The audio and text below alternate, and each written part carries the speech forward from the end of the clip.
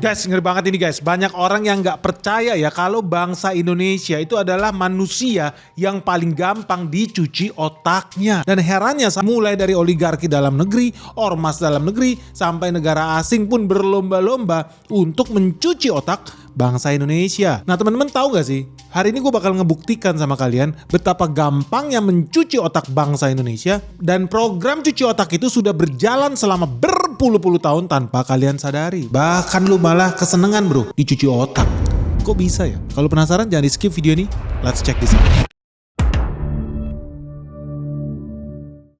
Jadi teman-teman ya, dalam ilmu bisnis, dalam ilmu investasi, ekonomi itu sama. Apa? Sama-sama berbicara tentang nikmatnya bisnis cuci otak. Dan inilah yang membuat Amerika Serikat bisa berjaya. Dan ini juga membuat kenapa Iran bisa nyungsep. Karena sehebat-hebatnya Iran, sepintar-pintarnya mereka, ya sampai detik ini terbukti. Iran meskipun gak punya senjata pemusnah massal, Iran meskipun teknologinya juga canggih, tapi tetap karena mereka tidak pintar berbisnis propaganda. Apa yang terjadi? Ya stigma Iran di mata dunia adalah negara yang jahat, negara yang negara yang primitif, brutal, barbar ya. Kenapa? Ya karena mereka nggak ngerti guys bisnis cuci otak. Jadi meskipun mereka punya cadangan minyak yang sangat-sangat besar, yang sebetulnya bisa dipakai buat ekspor propaganda seperti negara-negara tetangganya yang hari ini sudah berhasil mencuci otak ratusan juta rakyat Indonesia, Iran itu nggak nyampe otaknya ke sana. Padahal kalau mereka mau, mereka bisa mulai dari Indonesia. Kenapa? Karena Indonesia bangsa yang paling mudah dibodoh-bodohin, paling mudah diadu domba, dan paling gampang dicuci otak, bahkan dengan sukarela memberikan otaknya buat diisi sama orang lain. Nah ini seru sih, apalagi kalau teman-teman tahu ya, kemarin kita baru merayakan Lebaran. Dan Lebaran di Indonesia itu agak unik. Kita itu punya ciri khas mudik, punya ciri khas makan ketupat, rendang, beli baju baru, belanja, dan termasuk apa? Makan biskuit, makan snack nih ketika bertamu nih silaturahmi ke rumah teman-teman kita, saudara-saudara kita. Dan salah satu sajian yang paling populer di rumah-rumah Indonesia pasti udah ada yang namanya biskuit Kongguan ini guys, yang memang menurut gue sangat ikonik sih, luar biasa dan bisa bertahan loh, nggak lekang waktu deh, tidak habis dimakan zaman. Dan kalian pasti udah tahu yang namanya hari Lebaran tuh nggak lengkap kalau nggak ada Kongguan guys. Apapun gue pergi mau ke Kalimantan, ke Sulawesi, ke Sumatera, ke ujung Pulau Jawa, pasti ada yang namanya Kongguan ini nih. Hebat nih. Tapi sebelum kita bicara guys, gimana sih kisah suksesnya Kongguan dan apa hubungannya dengan tema kita kali ini? Gue mau sharing dulu tentang sejarahnya Kongguan. Jadi di tahun 1935 ada dua saudara nih guys, kakak adik nih, namanya Chow Chu Keng dan Chow Chu Han. Nah mereka itu kabur nih dari desa mereka di Fujian, Cina. Karena saat itu ya Cina itu amburadul lah. Banyak kematian di mana-mana, peperangan gak habis-habis.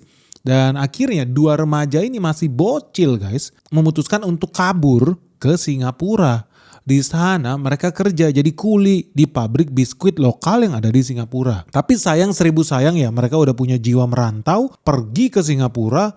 Cuman dalam waktu 5 tahun atau lebih tepatnya di tahun 1940, Jepang itu menjajah Singapura. Nah akibatnya mau gak mau itu banyak pembunuhan di Singapura. Banyak aksi premanisme, banyak pabrik-pabrik yang ditutup. Dan ini memaksa kedua saudara tersebut buat kabur lagi ke Perak guys, di Malaysia. Nah di sana mereka mulai belajar nih untuk membuat biskuit lokal secara manual. Jadi pakai tangan sendiri berdasarkan pengalaman mereka waktu kerja jadi kuli di pabrik biskuit Singapura. So, di Perak Malaysia, mereka bikin biskuit secara manual, pakai tangannya sendiri, buat dijual dari rumah ke rumah, pakai bahan baku tepung dan gula. Cuma sayangnya guys, karena situasi lagi perang ya, namanya tentara butuh makanan, lama-lama persediaan tepung dan gula itu habis. Tidak ada lagi di pasaran. Akibatnya kakak beradik ini nih, Chow Chu Keng sama Chow Chu Han, ya terpaksa ganti bisnis lagi. Dan mereka lihat ada peluang baru, ada permintaan pasar yang tinggi buat produk garam. So kemudian mereka pergi ke pantai guys dan belajar membuat garam dari air laut. Ya buat mereka jual lagi, jadi mereka transisi. Tadinya anak imigran gelap, tadinya kuli buruh pabrik, berubah menjadi tukang biskuit rumahan. Tapi bahan baku habis, mereka berubah lagi jadi tukang garam guys. Hebat ini orang nih. Dan bukan cuma itu, ketika penjualan garam dibatasi oleh tentara kolonial, mereka akhirnya transisi lagi. Mereka lihat ada peluang pasar. Oh, orang butuh mandi. Sabun semakin langka di Malaysia. Jadi mereka bereksperimen membuat sabun dari abu. Ujung-ujungnya mereka menjadi tukang sabun yang paling handal dan berbisnis sabun guys. Jadi buat teman-teman kalau lu merasa Kongguan ini adalah dewanya biskuit di Indonesia, itu salah guys. Mereka aslinya apa? tukang sabun iya, tukang garam iya, buruh pabrik iya. Brutal ini guys, sejarah brutal yang harusnya bisa jadi inspirasi kalian semua ya. Dan perjuangan dua bersaudara ini juga nggak main-main. Karena apa? Di tahun 1945 nuklir jatuh di Jepang guys. Sekutu menang. Dan akhirnya Jepang itu mundur dari Asia Tenggara, keluar dari Singapura. Dan inilah titik balik masa depan dua saudara ini guys. Karena akhirnya mereka bisa pulang kembali ke Singapura. Jadi mereka merantau lagi guys hidupnya. Mondar-mandir aja nih di Asia Tenggara. Dan ketika mereka kembali ke Singapura, mereka kemudian balik lagi membuat dan menjual biskuit secara manual seperti sebelumnya. Tapi keberuntungan datang guys. Ketika mereka menemukan pabrik-pabrik yang rusak di bom Jepang. Dan di sana mereka menemukan ada mesin-mesin biskuit bekas yang rusak dijual dengan harga diskon. Nah karena dua saudara ini mungkin subscribernya Benix juga dan nonton video Benix yang kemarin. Tentang 3 mindset yang penting ya kalau lu mau jadi pemenang. Yaitu apa? Lu tuh harus punya mental serba bisa. Survive. Harus bisa lihat peluang.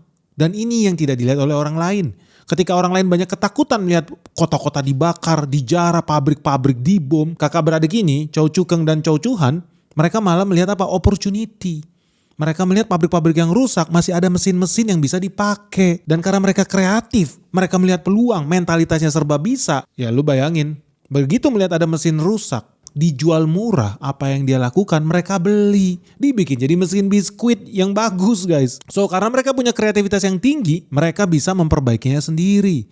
Dan ujung-ujungnya mereka mampu menciptakan sistem produksi semi otomatis yang sederhana. Jadi lu bayangkan ya, mereka itu gak punya gelar S1 dari ITB, gak ada. S2 dari Universitas Gajah Mabok juga gak ada. S3 dari Institut Perbankan Bogor gak ada bah. Orang mereka cuma transmigran, miskin, kabur dari Fujian. Nggak bisa bahkan bahasa Inggris. Bahasa Mandarinnya aja patah-patah bro. Tapi apa? Mentalitasnya berani guys. Mentalitasnya serba bisa. Ngerti apa mereka cara ngelas? Enggak. Yakin gue. Ngerti mereka soal mesin, mekanisasi, roda berjalan? Yakin gue mereka nggak ngerti. Tapi kenapa mereka bisa? Karena mau nggak mau. Lu kalau mau survive ya bisa, ya belajar sendiri. Masa ada sih orang baru lahir ke planet bumi tiba-tiba ngerti cara bikin garam? Atau cara bikin biskuit? Atau cara bikin sabun? Enggak. Nah inilah yang penting guys, mentalitas serba bisa. Dan dua saudara ini ya jujur menurut gue sih hebat, inspiratif. Ya, dan bisa bilang pada masanya ya mereka salah satu yang paling canggih lah dari sisi teknologi. Canggih dalam artian ya pada saat itu untuk menciptakan mesin produksinya aja mereka masih pakai rantai sepeda guys. Jadi lu bayangin ini bener-bener inovatif lah mereka di zamannya. Dan ujung-ujungnya cuma butuh waktu 2 tahun sejak Hiroshima dibom. Di tahun 1947, Chow Chu Kang dan Chow Chu Han udah berhasil mendirikan perusahaan baru di Singapura yang namanya Kongguan guys. Hebat gak? Orang ketika situasi perang berkecamuk, orang pikirannya apa? Pesimis lah, sedih, takut, teror, pengen bunuh diri. Mereka enggak. Nyalinya apa? Oke nih, opportunity, buka bisnis baru, invest, beli mesin. Itu mentalitas pengusaha guys. Hebat loh, hardcore loh. Jadi mereka cuma butuh 2 tahun, mereka dirikan perusahaannya ketika semua orang banyak yang takut. Enggak, mereka pede. Dan mereka kasih nama Kongguan. Kongguan itu artinya apa kalau lihat bahasa Mandarin ya? Kongguan itu artinya toples kosong atau kaleng yang kosong. Ya karena bahan bakunya dari mana? Dari kaleng nih. Ya mirip kaleng, ya mirip toples lah. Intinya inilah citranya Kongguan. Makanya kalau teman-teman bicara soal Kongguan, dia pasti akan selalu pertahankan kaleng ini guys. Ya namanya juga Kongguan ya, kaleng. Gak bisa mereka tiba-tiba bikin produk basisnya dari plastik atau pakai daun pisang. Atau packaging-packaging lain yang pada umumnya lu sering lihat lah di toko-toko retail favorit lu. Enggak, lu namanya citranya Kongguan adalah kaleng dan artinya Kongguan adalah kaleng kosong atau toples kosong. Gua yakin sih sampai 2000 tahun ke depan pun mereka akan pertahankan bentuk ini guys. Itu guys. Dan ini menarik juga guys. Karena kalau lu lihat kamus bahasa Mandarin, Kongguan itu juga punya banyak arti yang mirip-mirip kayak Kang Yuan. Itu artinya health and prosperity. Lu makmur lah, tambah sehat, sejahtera. Jadi artinya positif lah. Dan itu terbukti karena kemudian Kongguan berhasil. Dari pabrik rumahan di Singapura berubah jadi pabrik mekanisasi di Singapura juga. Kongguan ternyata berhasil ya menjadi salah satu perusahaan biskuit yang paling populer di Asia Tenggara. Kenapa? Karena mereka ternyata tidak hanya berbisnis di Singapura, mereka mau ekspansi. Jadi di tahun 50-an mereka mulai belajar ekspor produknya guys. ke Indonesia, ke Malaysia, ke negara-negara yang ada di Asia Tenggara. Dan tepat pada 6 September 1956, Kongsi Dagang Gyeoksan itu didirikan di Indonesia. Di dalamnya ada Ongkong, ini Hidayat Darmono, orang Indonesia, sama Go Swiki, ini yang punyanya Gunung Sewu Group guys. Yang lu suka makan tuh produknya Nanas, GGP, GGF tuh punya dia tuh. Cuman ya saat itu mereka cuma jadi trader lah. Karena saat itu ya biskuit Kongguan masih kita impor 100% dari Singapura. Nah teman-teman di sini kalau lu pulang kampung melihat Kongguan seolah-olah kayak produk asli Indonesia, kagak bro. Produk ini sebetulnya adalah milik Singapura. Karena originalnya Kongguan itu berdiri di Singapura dari pabrik sisa Perang Dunia II guys. Karena keberanian dua orang itu. Tapi begitu hebatnya mereka jualan biskuit sampai produk mereka bisa sampai masuk ke kampung-kampung desa-desa terkecil di Indonesia loh. Sampai kemudian di tahun 1971 Ongkong Lee, Hidayat Darmono, Go Swiki, itu Dasuki Angko Subroto ya, itu resmi memproduksi biskuit Kongguan di Surabaya. Nah disinilah baru berubah nih Kongsi Dagang Gyeoksan itu berubah jadi PT Kongguan Biscuit Factory Indonesia pada bulan Juni 1972 guys. Nah ini menurut gue salah satu strategi ekspansi bisnis yang paling brilian sih kalau lu ngerti geopolitik ya. Ya tahun-tahun segitu Indonesia udah habis kasus lah. Kenapa? Karena Presiden Soekarno digulingkan sama CIA, naik presiden baru. Nah presiden baru ini punya program yang sangat ramah dengan orang bule guys sama barat. Kenapa? Ya karena rezim Orde Baru itu sangat ramah, sangat terbuka dengan investasi asing. Dan kalau teman-teman ingat ya di Orde Lama itu susah banget cari makan guys. Banyak orang mati loh kelaparan. Terus kenapa bisa begitu? Karena ternyata Indonesia saat itu belum punya industri produk olahan makanan yang bisa tahan dalam jangka panjang. Ya teman-teman kalau lihat kue-kue tradisional Indonesia sifatnya apa? Basi, 3 hari basi. Contoh kue klepon, kue getuk, itu kue-kue tradisional Indonesia ya, bukan snack modelan begini no. Itu kan kue-kue tradisional khas Indonesia yang kalau lu sekali bikin, seminggu lu gak makan, basi, rusak. Ujung-ujungnya apa? Negara kita kalau kita mau survive, kita butuh ketahanan pangan. So, Orde Baru lakukan apa? Orde Baru mulai mengizinkan masuknya makanan olahan dan kemasan biskuit yang lebih praktis, tahan lama, dan cocok nih buat didistribusikan ke rakyat massal. Dan inilah yang dilakukan di era Soeharto. Mereka mendorong investasi asing, membangun pabrik, membangun industri manufaktur, khususnya pabrik makanan kaleng dan olahan. Memang targetnya mereka pengen ngurangin harga bahan pangan guys. Mereka pengen rakyat tidak mati kelaparan. That's good. Tetapi ini juga ada hubungannya dengan program CIA. Nah itulah versi sejarah guys.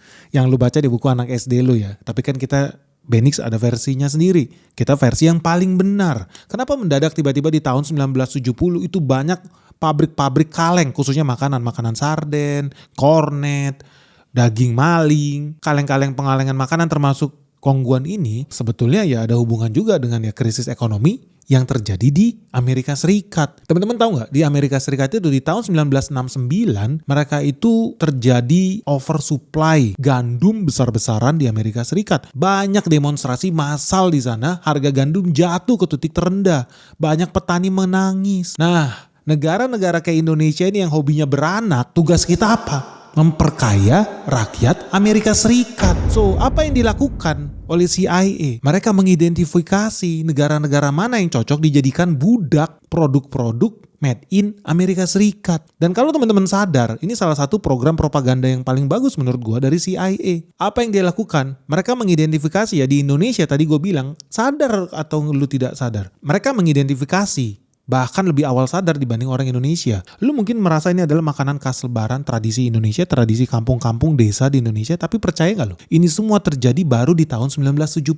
Kalau lu pergi ke rumah saudara lu, silaturahmi pas lebaran tahun 40, tahun 50, tahun 60, tidak ada lu makan biskuit begini.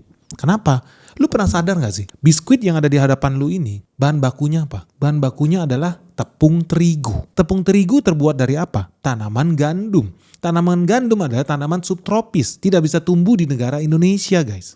Dalam skala besar. So, lu harus curiga. Apa yang terjadi ya? Kenapa bisa tiba-tiba orang Indonesia hari ini kalau bertamu makannya apa? Snack yang terbuat dari tepung terigu. Lu harus berpikir guys, kok aneh? Karena kalau lu lihat sejarah kuliner Indonesia tahun 50, tahun 60, makanan kita pas lebaran apa guys? Itu kue klepon, kue getuk, kue cenil, kue nagasari, dodol, kue cucur. Dan lu tahu gak sih makanan-makanan itu terbuat dari apa? Sadar gak lu? Inilah salah satu program propaganda CIA yang paling hebat. Sampai ke piring yang ada di dapur meja makan lu aja hasil propaganda CIA buat menyelamatkan bisnis-bisnis yang ada di Indonesia. Karena kalau lu sadar, kue getuk Lindri itu berbahan bakunya apa sih? Ternyata bahan bakunya singkong. Singkong bisa tumbuh di Indonesia. Singkongnya dihaluskan dan diberi pewarna khas Jawa, guys. Ada lagi apa? Kue klepon. Itu bola-bola ketan warna hijau, isinya apa? Gula merah. Lu bisa ambil dari pohon kelapa. Bisa ambil dari tanaman aren. Tinggal digabung sama parutan kelapa. Jadilah kue klepon asli 100% made in Indonesia. Lu makan apa lagi? Kue cucur. Ini kue goreng bahan bakunya tepung beras. Bisa tumbuh di Indonesia. Dicampur sama gula merah. Selesai jadi kue cucur. Lu tahu kue cenil? Ini snack nih guys. Ini makanan ringan nih. Tradisional Indonesia. Asli loh. Yang kenyal-kenyal itu bahan bakunya tepung kanji. Lu tau gak tepung kanji? Tepung kanji itu terbuat dari singkong atau dari ubi kayu. Terus dikasih parutan kelapa, jadilah itu cenil. Masih inget gak ada kue lagi? Ini favorit gua, namanya Nagasari guys. Ini biasanya terbuat dari tepung beras. Nanti dimasak sama-sama santan, gula, dan diisi pisang. Lalu dibungkus daun pisang. Kalau lu sadar Nagasari dari A sampai Z dari bungkusnya aja udah made in Indonesia. Daun pisangnya ditanam di Indonesia. Bahan bakunya tepung beras tanamnya di Indonesia. Isinya gula merah, santan, pisang juga dari Indonesia. Beda dengan biskuit yang lu suka makan dari beli toko-toko jajanan lu. Plastiknya aja dari minyak bumi. Impor lu dari Timur Tengah. Isinya apa? Racun. Tepung terigu, pakai glifosat dan lain sebagainya. Tapi gue gak mau bahas itu. Yang gue mau bahas adalah artinya Indonesia tidak sadar bahwa sebetulnya makanan tradisional kita, piring kita itu adalah propaganda asing. Nah dari situ teman-teman bisa lihat ya. Ternyata sajian makanan di piring keluarga kamu kalau bulan Lebaran itu ternyata beda dengan yang terjadi hari ini. Dan titik baliknya adalah di tahun 1970 guys. Dan ini fakta yang susah dibantah. Karena kalau lu tahu di tahun 1800-an ya tepung terigu itu adalah barang mewah. Yang bisa makan tepung terigu di Indonesia, Hindia Belanda saat itu ya cuma orang bule, orang Belanda kolonial. Karena barangnya harus diimpor dari luar negeri. Bukan bisa tumbuh di Indonesia. Jadi hanya orang-orang kaya, menir-menir kaya raya yang bisa makan tepung terigu bro. Jadi roti, jadi adonan. Dan itu dianggap sebagai makanan orang elit loh. Sampai kemudian di tahun 1969, petani-petani di Amerika Serikat oversupply, panen raya, barangnya harus dibuang, di keluar negeri, dijual ke luar negeri. Dan Amerika Serikat akhirnya membuat program yang namanya PL 480 guys. Lu harus search itu. Public Law 480. Ini isinya apa? Program bantuan Amerika Serikat ke negara-negara berkembang. Maksudnya apa bantuan? Mereka dikasih pinjaman guys. Pinjaman namanya juga pinjaman pakai bunga dong. Memperkaya bosnya George Soros, bosnya IMF. Terus bunganya dipakai apa? Utangnya dipakai buat apa? Mereka negara-negara berkembang dipaksa impor produk-produk pertanian Amerika Serikat yang melimpah ruah. Sehingga disitulah menjadi titik balik Indonesia resmi menjadi budak guys. Bahkan di level pemikiran, di meja dapurnya, resmi orang Indonesia merasa martabak Bangka adalah makanan asli Bangka. Mie Yamin adalah makanan Indonesia. Tahu gejrot, pai susu Bali. Dan banyak lah kalau lihat ya oleh-oleh khas Indonesia. Isinya apa? Nggak ada Indonesianya sama sekali. Isinya barang impor. Karena tepung gandumnya kita impor, terigunya kita impor, kacang kedelainya kita impor. Udahlah, lu udah habis kena propaganda mereka bro. Sampai kalau lu lihat ya mayoritas dagangan di kaki lima, lu pergi ke jalan-jalan yang ada di Indonesia, mayoritas isinya apa? Barang impor. Lu makan tuh oncom, kayaknya Indonesia banget ya. Oncom goreng tepung kagak. Udah oncomnya dari impor, tepung oncomnya juga lu beli barang impor juga. Satu-satunya yang Indonesia di situ mungkin minyak goreng sawitnya itu. Dan itu juga yang paling dibenci sama aktivis lingkungan. Lebih parah lagi, buat masak oncom itu pakai gas LPG, impor lagi dari Amerika Serikat. Hebat banget. Dan mau gak mau program Public Law 480, PL 480 itu sukses besar guys. Karena di tahun 1971 Indonesia resmi impor gandum skala besar dari Amerika Serikat. Indonesia resmi mendaftar menjadi budaknya Amerika Serikat. Budak pangan loh. Ngeri ya. Dan di tahun 1971 juga pabrik gandum terbesar di Indonesia resmi berdiri. Dan dampaknya apa? Indonesia menjadi konsumen terbesar gandum di Asia Tenggara. Sadis. Ini fakta yang gak bisa dibantah guys. Dan kita bicara berdasarkan data guys. Waktu tahun 1948 ya, impor tepung gandum kita itu cuma 63 ribu ton guys. 63 ribu ton tahun 1948. Di tahun 1949 cuma 68 ribu ton. Kecil guys. Ini udah dicatat nih sama Kolonel Raden Mas Goni Sugondo dalam bukunya Ilmu Bumi Militer Indonesia tahun 1954 loh. Dia udah catat ini. Jadi memang kalau lu bicara pertahanan mau gak mau lu harus paham pangan. Makanya yang tulis buku kuliner Indonesia pertama kali itu bukan chef guys, tapi tentara. Lu bayangin Kolonel Raden Mas Goni Sugondo udah melototin itu. Bahwa apa? Indonesia tahun 1948 memang ada konsumsi gandum. Tapi cuma 63.000 ton tahun 1948. Setelah Indonesia menjadi budak di Public Law 480 tahun 1969, apa yang terjadi? Tahun 70, tahun 71 kita impor besar-besaran gandum. Kalau lihat datanya, lihat di layar kaca, tahun 1971 sampai 1973 impor gandum kita sudah 3,2 juta ton guys. Gila nggak?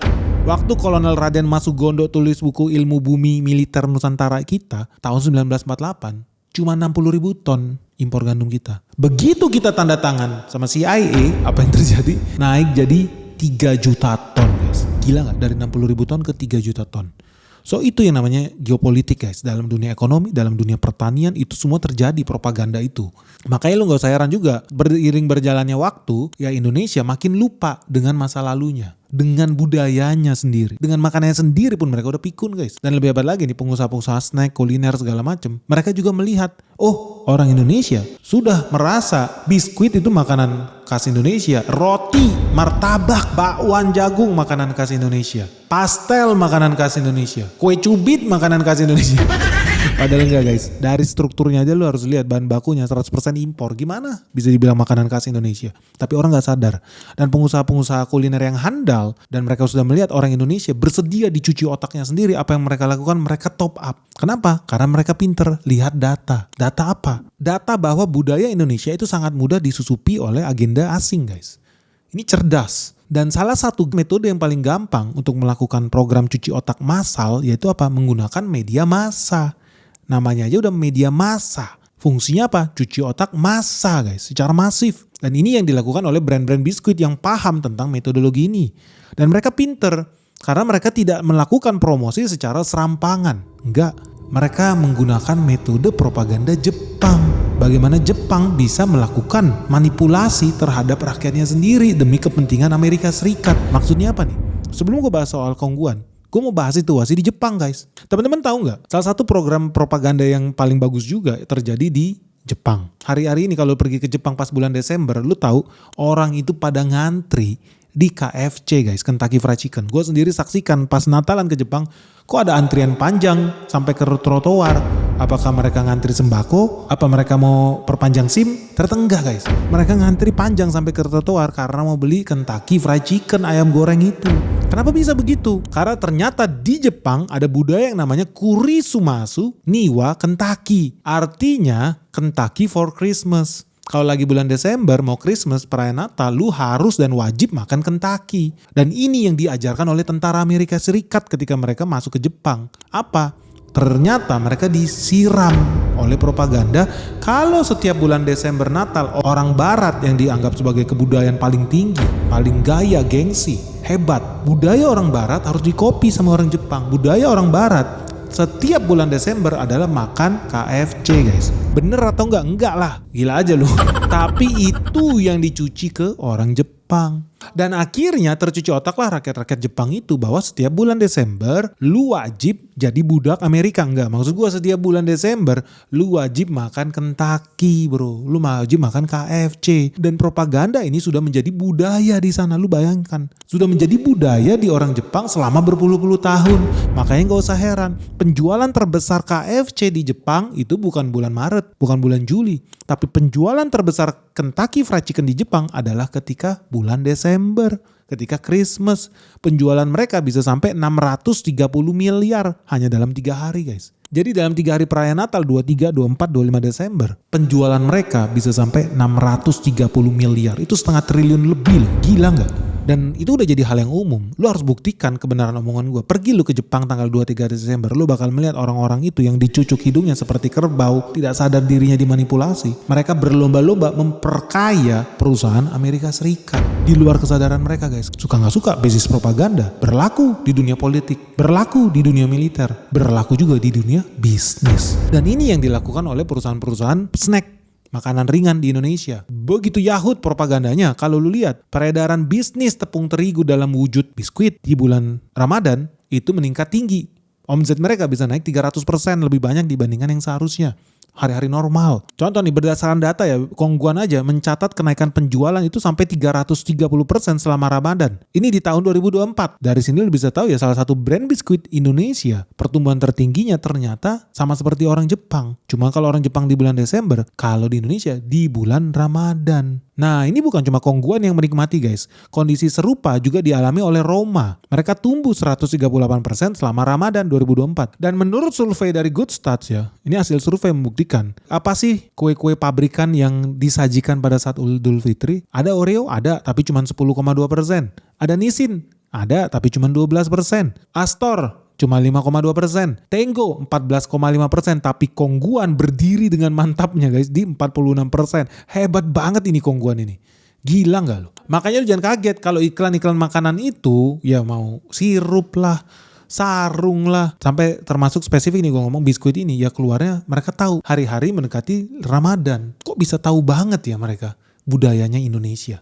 Dari mana ya? Tentu semuanya berdasarkan data. Nah makanya nih teman-teman ya, penting kalau lu mau jadi pengusaha sukses, lu harus belajar juga dari si Kongguan, makanya mereka bisa bertahan selama berpuluh-puluh tahun sampai detik ini. Ya betul, perusahaannya udah jadi perusahaan besar sekarang. Dan mereka bisa memenuhi demand yang besar. Kapasitas produksinya udah jauh lebih besar dibanding waktu mereka pabriknya masih di halaman rumahnya. Di Singapura itu. Tapi satu yang pasti, kalau lu mau berhasil di era digital sekarang ini, lu wajib mempunyai sistem yang terintegrasi. Dari sisi produksi, dari sisi marketing, sampai sisi operasional guys. Nah sekarang karena teknologi udah makin canggih nih guys, udah ada software nih yang begitu lengkapnya, sehingga dalam satu software ini ada lebih dari 70 aplikasi yang berbeda-beda tapi bakal membantu operasional bisnis lu dari sisi accounting, perpajakan, stok, warehouse, logistik, semua terintegrasi sampai HRD juga ada di situ, HRD, marketing, sales. Dan untungnya sekarang udah ada di Indonesia karena software ini mudah banget digunakan karena ada banyak fitur-fitur di Odoo yang berguna ya untuk melakukan valuasi secara otomatis. Dan semua aplikasi ini terintegrasi di satu database. Jadi teman-teman nggak usah install banyak aplikasi, nggak usah nambah-nambah software lagi, nggak usah. Cukup pakai Odoo aja, lu bisa install beberapa modul dan lu nggak perlu kena biaya lagi guys. Enak kan? Nah hebat nih guys, Odoo ini juga udah dipercaya oleh banyak perusahaan besar di Indonesia. Kayak Bulog, lu tahu Bulog itu pakai Odoo guys. Makanya nggak heran ya Indonesia bisa swasembada pangan. Bulognya aja udah pakai Odoo. Real Food, Ajinomoto, dan masih banyak lagi perusahaan-perusahaan besar di Indonesia yang udah pakai Odoo. Tapi bukan artinya Odoo nggak cocok buat pengusaha UMKM loh. Karena sebetulnya semua skala bisnis bisa pakai Odoo, mulai pengusaha kecil, menengah, besar, sampai kelas internasional sekalipun. Nah teman-teman kalau bingung nih mau mulai dari mana, di Odoo udah ada template-nya nih. Lu bisa pilih nih sektor lu, industri lu apa, lu pakai modul yang udah tersedia di sana jadi lebih ringkes, lebih mudah. Nanti kalau dalam perjalanan lu mau upgrade atau mau tambah fitur lain, lu bisa. Itu buat teman-teman yang mau mulai bisnis dengan metode yang lebih modern, yang lebih cerdas, supaya bisa kayak Kongguan nih, bisa monitoring data yang paling bagus, seasonality-nya, musimannya, produk mana yang cepat perputarannya, mana yang paling cuan, mana yang paling boncos. Lu bisa deteksi itu lebih awal sehingga perusahaan lu bisa tetap survive selama berpuluh-puluh tahun ke depan. Supaya bisnis lu tambah jaya guys. So tunggu apa lagi nih? Lu segera cek nih link yang ada di bawah ini sekarang juga ya. Dan yang lebih unik lagi, ternyata ini perusahaan Singapura, tapi bisa sangat kenal dengan budaya Indonesia. Ya salah satunya apa? Kalau lu lihat dari logonya aja, gambarnya apa? Gambar orang makan di situ. Ada anak 2 sama emaknya 1. Nah di sini banyak orang suka ngaku-ngaku guys. Wah ini ada nilai filosofis nih, kebersamaan, kekeluargaan. Bahkan sampai katanya pelukisnya bilang itu dibuat menonjolkan ibunya. Karena kan yang suka belanja itu ibunya. Aduh udahlah. Ini juga salah satu propaganda yang hebat nih, sehingga lu merasa kayak ini karya asli anak bangsa nih, Kongguan nih. Padahal enggak. Lu tahu true story-nya sebetulnya apa. Dan kenapa nggak ada bapaknya, kan sampai sekarang orang nggak ada yang bisa kasih kejelasan. Karena nanti ketahuan sumbernya itu bukan buatan dewek guys. No, ilustrasi yang lu lihat di Kongguan itu ternyata bersumber dari buku yang namanya Lady Book. Ini buku ilustrasi lah, gambar buku cerita buat anak kecil. Yang gambar itu Harry Wingfield di tahun 1959 terbit. Lu buka di situ ada halaman 6. Di situ ada bapaknya si Kongguan ini bro, datang ke rumah. Dan kalau lu lihat gambarnya, tampilkan di layar kaca, ini sama seperti Kongguan. Ada 2 anak kecil, yang cowok pakai baju merah, yang cewek pakai kardigan kuning, di dalamnya ada dress putih. Sama persis dengan kotaknya Kongguan. Di belakangnya ada ibu-ibu pakai baju warna putih. Dari sini udah bisa tahu ini adalah inspirasinya. Dari halaman 6 buku karya Lady Book ini. Pasti orang langsung bilang, wah ngadi-ngadi nih namanya cocok logi. Kagak bro, bicara harus pakai fakta. Kenapa di Indonesia nggak ada bapaknya? Karena ternyata buku yang beredar di Indonesia cuma sampai halaman 4. Kalau lu lihat halaman 4 sama persis dengan ilustrasi yang ada di kaleng Kongguan. Jadi lu hati-hati tuh. Kemarin tuh ada gue liat dokter S3 profesor sok pinter gitu, betul-betul ngaco. Bilang ini karya anak bangsa. Oh, ada ilustratornya asli Indonesia. Dengan nilai filosofis apa? Ibu-ibu rumah tangga, kekeluargaan, target konsumernya adalah ibu-ibu. Aduh, ngadi-ngadi aja. Blow on. Karena lu gak belajar sejarah. Jadi lu termakan propaganda. Kalau bicara realita, realitanya ada di buku Ladybook. Buka lu halaman 4, di situ belak-belakan lu lihat. Kenapa bapaknya itu gak ada guys? Karena bapaknya baru pulang ke rumah di halaman 6 bro. Tapi fakta yang kita mau bilang apa? Intinya orang Indonesia sudah percaya bahwa ini adalah makanan wajib keluarga-keluarga yang ada di Indonesia Raya. Selama berpuluh-puluh tahun, mulai dari kota sampai desa, kabupaten, yang paling kecil sekalipun. Ya ini juga mencerminkan bahwa begitu pinternya lah ya, bagaimana para pengusaha-pengusaha di Indonesia itu bisa bergerak sesuai dengan selera masyarakat. Bisa baca data, bisa baca peta. Karena kalau lihat sepanjang bulan Ramadan 2025 ya, nilai penjualan kategori biskuit sama kue kering nih, kita ngomong di e-commerce ya, di dalam negeri lokal, itu 134 miliar guys. Dalam satu bulan Maret 2025. Jadi lu bisa bilang ini bisnis propaganda biskuit ini guys. Ini bukan bisnis kecil, 134 miliar nilai kuenya. Peringkat 1 itu dikuasai oleh Bella Rosa. Kita hitung mereka itu dapat sekitar 17,3 miliar di e-commerce di satu bulan Ramadan. Peringkat 2 ada Tenggo sekitar 8 miliar. Nah Kongguan nih hebat nih. Merek jadul bisa bertahan peringkat 3. Mereka kita hitung sekitar 4,6 miliar omzet mereka di satu bulan Ramadan tahun 2025. Cuman dari e-commerce doang loh, kita belum ngomongin jualan offline dia yang gue yakin jauh lebih besar. Jadi dari sini teman-teman bisa lihat ya, oh ternyata seperti di Jepang, mereka udah berhasil merekayasa budaya orang Jepang sendiri supaya menguntungkan Amerika Serikat. Perusahaan-perusahaan Amerika Serikat. Nah, kalau di Indonesia gimana? Kok mereka juga bisa cerdas ya? Kenapa cerdas? Karena jujur aja ini guys, kenapa menurut gue pinter? Lu pasti belum pernah lihat iklannya Kongguan tuh bulan Desember, November, Oktober, bulan-bulan yang jauh lah dari hari-hari Lebaran, iya kan? Dan itu dilakukan secara strategik, bukannya mereka random aja ngadi-ngadi tahu-tahu ada iklan yang enggak. Semua dilakukan secara terukur dan mereka bisa lakukan itu sehingga ketika mereka pasang iklan, ingat ya iklan di media massa adalah program propaganda yang paling efektif, tapi juga harus pinter, strategik mengeluarkannya. Kalau nggak apa, lu keluar duit miliaran buat cuci otak, orang-orang tidak tercuci karena Lebaran masih panjang. Kok mereka tahu banget sih momen yang paling pas buat mencuci otak rakyat Indonesia itu di bulan Lebaran. Nah tapi seru nih guys, balik lagi nih ya ke bisnis biskuit ya.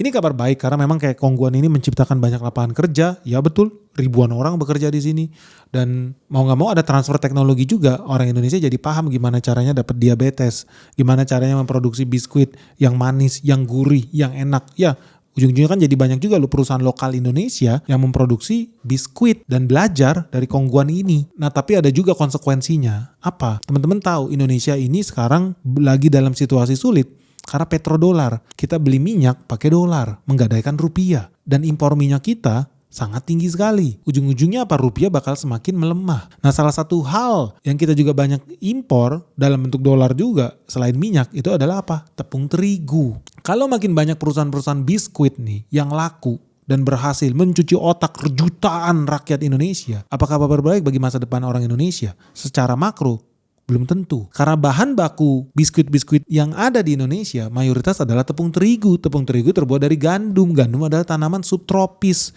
yang tidak bisa berkembang dengan baik di Indonesia. Apalagi gandum itu wajib kering guys. Lu tahu Indonesia lembab. Artinya gak akan mungkin sampai kapanpun Indonesia bisa memproduksi jutaan ton gandum. Di tahun 2024 aja Indonesia itu impor 12 juta ton loh. Gandum di tahun 2024. Nilai impornya setara 60 triliun. Jadi lu bisa bayangkan devisa Indonesia, duit Indonesia tergadaikan 60 triliun pergi ke luar negeri memperkaya petani di Amerika Serikat, petani di Australia, petani di Kanada, Ukraina. Menurut itu bagus atau tidak? Atau justru malah lebih bagus lagi kalau mulai banyak nih pengusaha di Indonesia, anak-anak muda, Gen Z, lu yang nonton video Benix, mulai berpikir gimana caranya membuat biskuit, membuat snack, makanan olahan khusus buat lebaran atau momen apapun, tapi berbasis beras, berbasis singkong, berbasis jagung, berbasis tanaman-tanaman yang bisa memperkuat posisi petani Indonesia di mata dunia. Bukan kita menjadi budak produk pertanian luar negeri. Gue sih gak setuju. Dan gue menantikan nih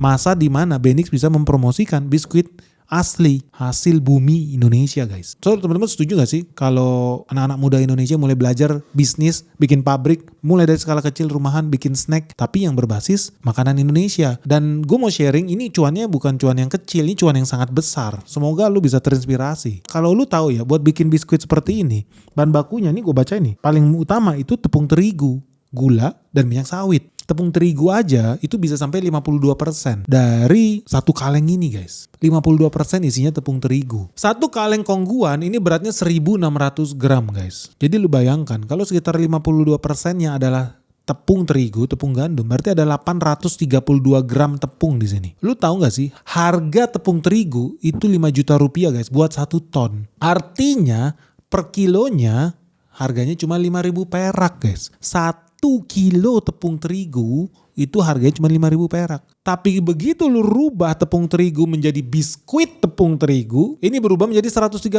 satu kaleng. Jadi lu bayangin bahan bakunya 1 kilo tepung terigu itu cuma goceng bro. 1 kilo. Begitu berubah jadi kaleng ini, harganya dari 5.000 ke 130.000 perak. Itu guys. Itu bahan baku yang kita impor, yang kita gadaikan devisa kita ke luar negeri setiap tahunnya. Dan lu jangan anggap remeh karena ternyata nilainya berapa? Triliunan. Lu bayangin triliunan. Kita impor 14 juta ton gandum bro. So buat teman-teman pengusaha di Indonesia, dari sekarang gue udah mau kasih inspirasi sama lu.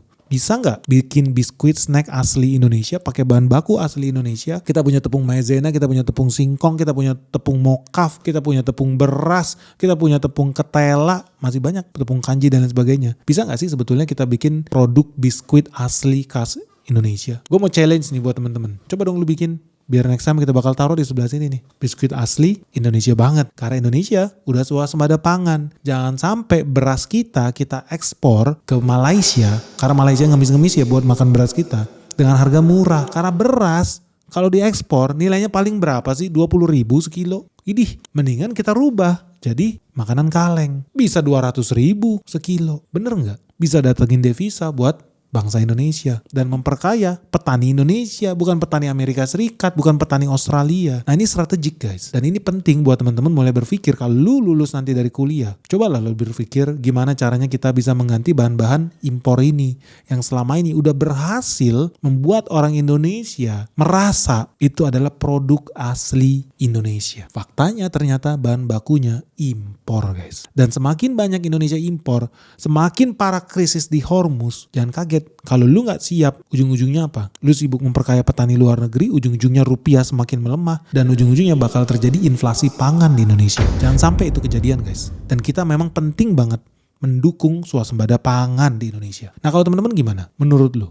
Ada harapan gak sih produk asli Indonesia bisa menang di bisnis snack, bisnis makanan, minuman, termasuk biskuit? Sharing dong pengalaman kalian, kenapa ya gak ada pengusaha Indonesia yang mau bikin snack berbasis tepung asli Indonesia? Masalahnya di mana? Atau jangan-jangan karena mafia gandum udah terlalu powerful ya di Indonesia? Siapa sih mafia gandum? Jangan-jangan masih di backingin CIA nih. Sharing dong guys pandangan kalian di kolom komentar di bawah ini. Kenapa bisnis gandum makin lama makin kuat mencengkeram Indonesia? Dan itu bahaya atau enggak sih buat masa depan bangsa kita? Lu setuju gak dengan Benix? Kita udah harus mulai belajar mensubstitusi bahan baku impor itu dengan hasil petani kita sendiri. Share ya guys pandangan kalian di kolom komentar di bawah ini. Oke guys, ditunggu ya pandangan kalian seperti apa. Dan yang paling penting jangan lupa like, share, and comment. Supaya makin banyak lagi yang tahu realita tentang bisnis snack lebaran di rumah lu itu.